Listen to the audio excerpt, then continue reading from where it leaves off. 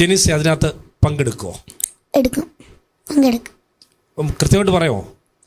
എന്നെ നാണം കെടുത്തരുത്. കൃത്യമായിട്ട് പറയുമോ? യെസ്.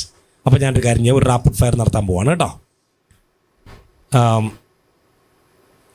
നമ്മുടെ ആ ഷീറ്റിൽ നിന്ന് എടുത്തിട്ട് ഞാൻ ഒന്ന് ചോദിക്കാൻ വേണ്ടി പോവാണ്. ജെനീസയ്ക്ക് അത് പറയാൻ പറ്റുമോ എന്ന് നമ്മൾ നോക്കാൻ വേണ്ടി പോകണം കേട്ടോ. റെഡി? യെസ്. റാൻഡമായിട്ടാണ് ചോദിക്കുന്നത്. 150 വാക്യത്തിൽ അവിടുന്ന് ഇവിടുന്ന് എവിടെയെങ്കിലും ചോദിക്കും. ഓക്കെ ആണല്ലോ? Second Samuel chapter 22 verse 26. 2 ശമൂവേൽ 22:26.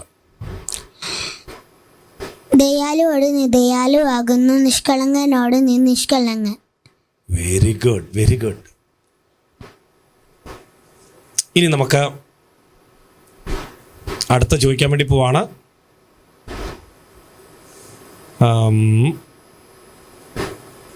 യഹോവ എൻ്റെ ബലവും എൻ്റെ പരിചയവും ആകുന്നു.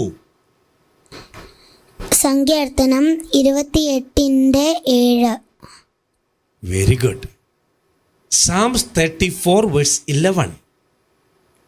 സങ്കീർത്തനം 34:11.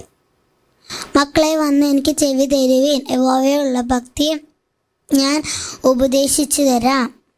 Very good, very good.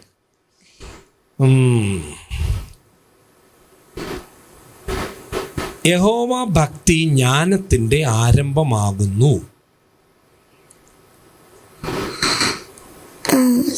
സങ്കീർത്തനം 119 സങ്കീർത്തനം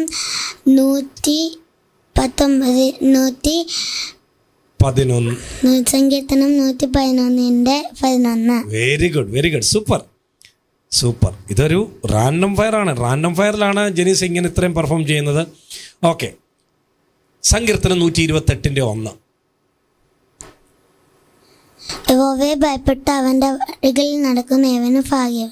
ഓക്കെ. അപ്പം ഞാനൊന്നൊരു പുതിയ നിയമത്തിലേക്കൊന്ന് വരാം കേട്ടോ. മത്തായി 19:26. യേശു അവരെ നോക്കി, മത്തായി 19:26. അത്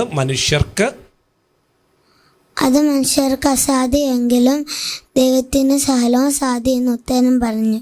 very good, very good. Super. ജെനിസ, ഞാൻ റാൻഡം ഫയർ ചോദിക്കണമെന്ന് ഞാൻ ചിന്തിച്ചല്ല. കാരണം ബിഗിനറിലുള്ള 7 വയസ്സുള്ള ഒരു കുട്ടിയെ നമ്മൾ ഇങ്ങനെ റാൻഡം ഫയർ ചെയ്ത് ബുദ്ധിമുട്ടിപ്പിക്കുന്ന ഇഷ്ടമല്ല. എങ്കിൽ പോലും ഞാനൊരു ജസ്റ്റ് ഒരു ടെസ്റ്റ് അടിച്ചതാണ്. അതിൽ പോലും ജെനീസ എത്ര മനോഹരമായിട്ടാണ് ഇത് ചെയ്തത്. എനിക്ക് ഭയങ്കരമായിട്ടൊരു അത്ഭുതം തോന്നുന്നു.